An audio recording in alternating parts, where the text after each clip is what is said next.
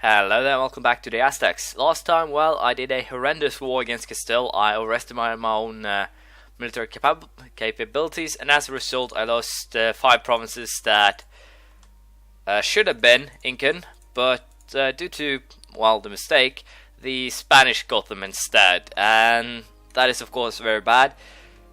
Not to mention the fact that because of that loss in war, we are currently losing a lot of manpower.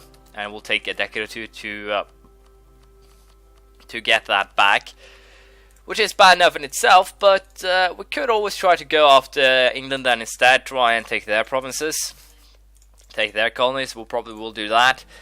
Most of the reason why we lost, I guess, I could potentially try and blame the French, but they decided that I wasn't a good enough ally, and I can, to some extent, agree with them. We do still have an army though in, of course, France, which now is exiled, so we'll wait a little bit until we can get some better ships and then we'll fetch that one home. We should, of course, also focus a little bit on reducing our inflation here, because as you can see, that is making me a little bit more money a month, which also is good. But for now, I guess the main focus will fall back to colonizing and just trying to build up our own power before we get ourselves into some more trouble again. We'll see how it goes. Military Tech 16 standardization of caliber has been reached, and with that we get another increase in combat width by 1, artillery fire by hold point, artillery shock by 0.1. I can now use charged infantry, and I can also build an arsenal. All those are actually pretty good upgrades, and as you can see, I'm also upgraded or increased the number of colonies I'm running now to about 6. We are losing a little bit of money, but if I alternate between 5 and 6 colonies, it shouldn't be really a problem. And of course, me and Castile are still battling over Cardinals, so that is kind of fun as well. But for the time being, we'll simply have to deal with that.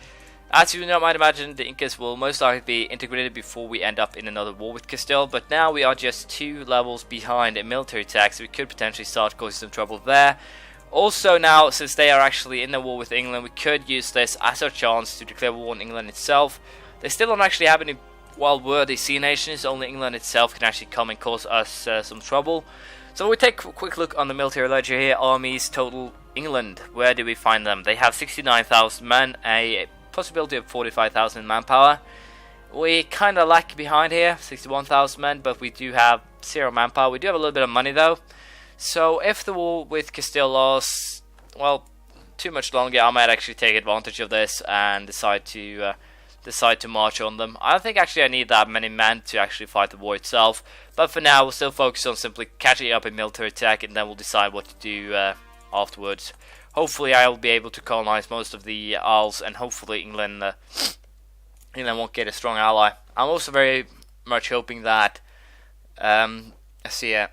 Castilian purge of English heresy, so actually Castile that's attacking them, and as such I could actually imagine that the Castilians would go after the English colonies, but it doesn't actually seem like they're aiming to, which is quite good. But for now, as I said, we'll just continue military tech and building up our own base by colonizing, basically. Hopefully we'll be able to kick the Castilians in about a decade or two's time. That is basically the latest time that we should start fighting them, before they actually eat up Aragon or get they actually have the Union. How far? 26. They've had it now for 6 years, so we are safe for the time being. We have about 45 years to take Madrid before we are in trouble. So we'll definitely have to fire this up. And if I could, I would have disbanded this unit and hopefully got my manpower back. If that was possible, that would have been the best thing I could do.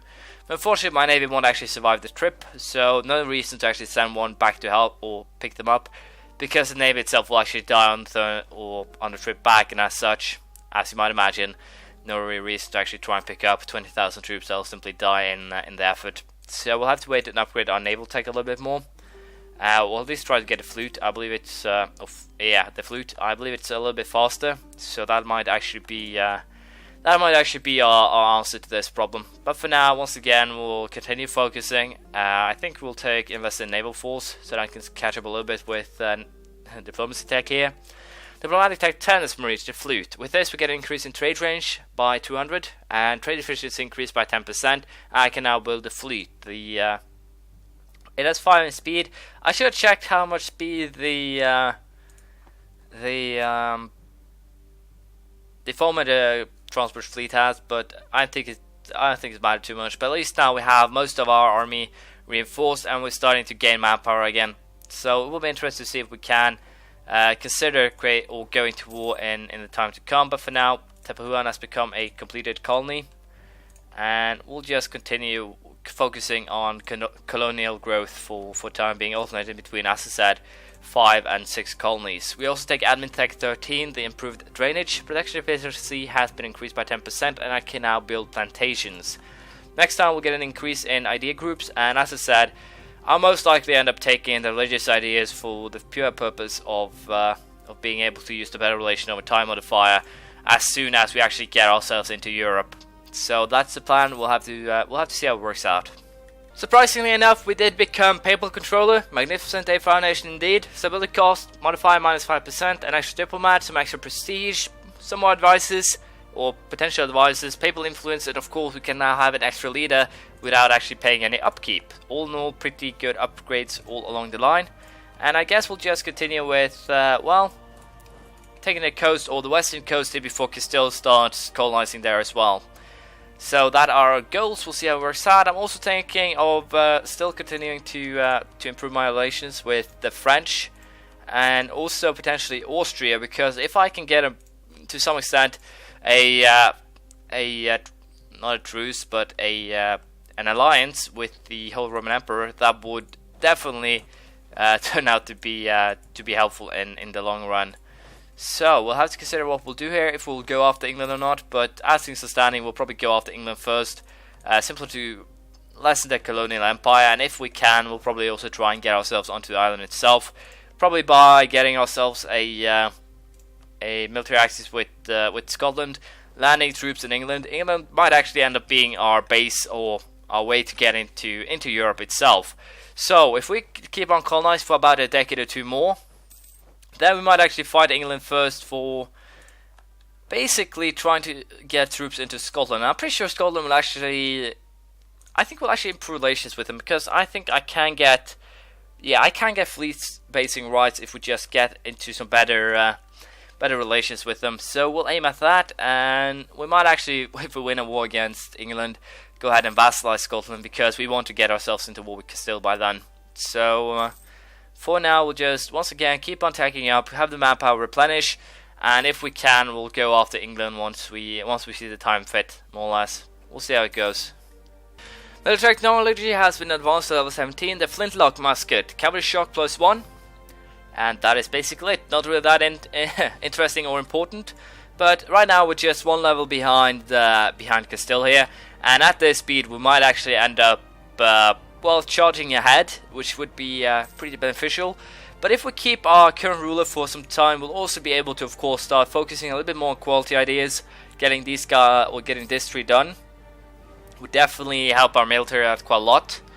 And how old is my current guy? He's 25, so he can actually keep on going for quite a while. The heir is also good military-wise, so we might actually be able to complete a couple of military trees now in those two rulers' lifespan. Also, the fact that I'm having how should I put this? I'm currently also using what's their name? A advisor that has a level 3 to military, and I'll probably keep him around for a while as well. So I might actually focus or not take the religious tree, but rather take or unlock the offensive tree and continue up until level, I believe it's 17 or 18. Yeah, 17 to get a 5th idea group, and then take the religious ideas. Basically because of the fact that as the future is promising now, we'll have an incredible amount of military points coming up our way, which is definitely what we want. No real question about that.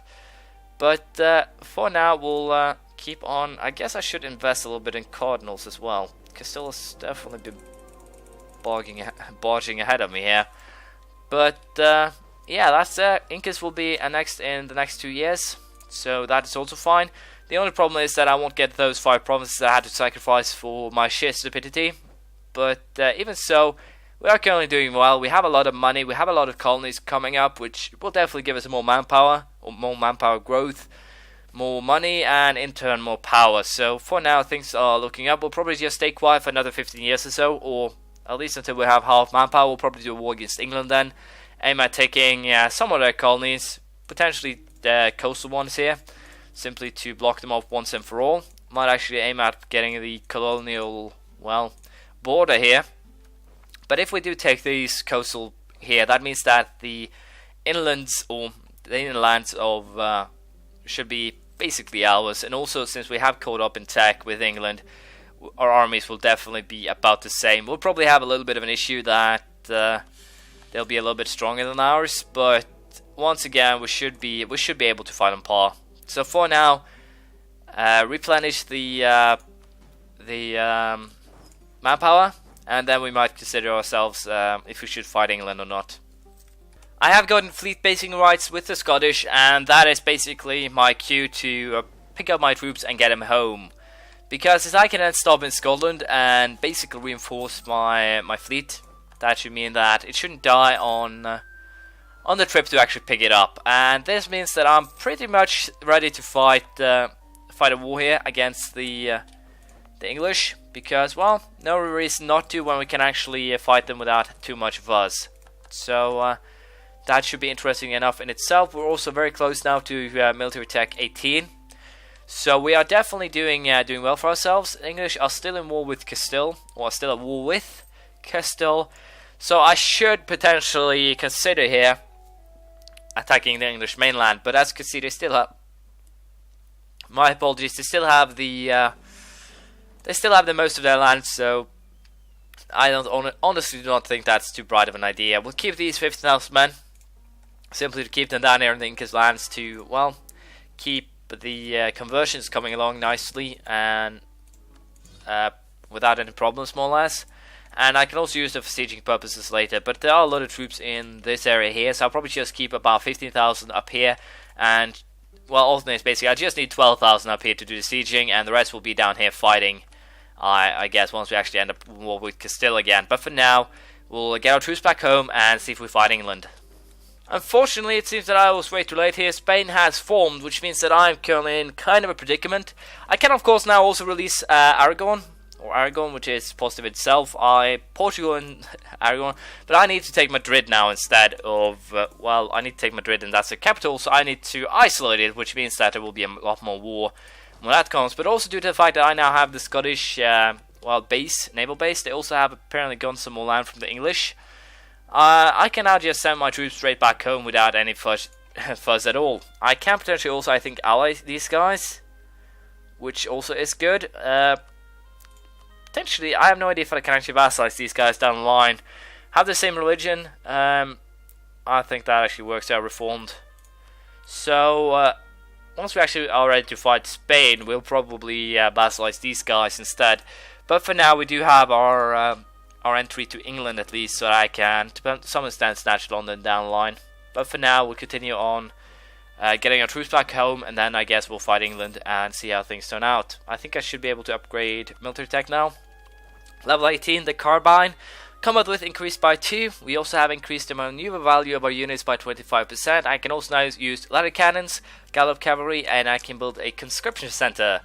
All in all, pretty good. We'll upgrade to the gallop cavalry, and we'll get our troops back home, and then we'll prepare for, well, the said war against the English. We'll see how that works out, but I'm pretty sure the English can't actually transport too many troops, which is also why I'm pretty sure we can upgrade diplomacy tech here to level 11. Canal and shipyard, or canal and shipyard. Max colonial range increased by 100. I can now build a shipyard and a canal, which is pretty good. But for now, we'll once again focus on getting, well, our troops back home, and then we'll consider if a war against the English will be profitable or not. As I said, I'm really tempted to fight England now, and also the fact that they just allied with Bavaria and the Hansa also means that I'm pretty sure we'll be able to fight them. Bavaria not big enough to become a war leader, neither is the Hansa, also not actually big enough to pose a threat. I'm a little bit unsure if the French would actually consider, they'll actually consider an alliance once again, mostly due to the fact that they have a friendly attitude. They trust us, so why not? There's actually benefits to joining a French alliance here. Dragging them into the war with the English should be definitely beneficial. They'll actually join too. So I'm pretty sure the French will actually do most of the fighting and sieging, and potentially even crush the English navy. So we'll call this war. We'll have the French with us, And unfortunately, we'll leave it in, or leave at, I guess, kind of a cliffhanger here, because, well, time's up more or less. And that means that we'll have to continue this war next time, but I'm kind of expecting it to be simply sieging. I can't really imagine that the English here have enough troops to actually pose more of a threat than just your regular siege. So we'll see how that turns out, but for now we'll end it here. Thank you for watching. Please leave a comment, praise, criticism, anything you feel like, and I'll see you around next time. Bye.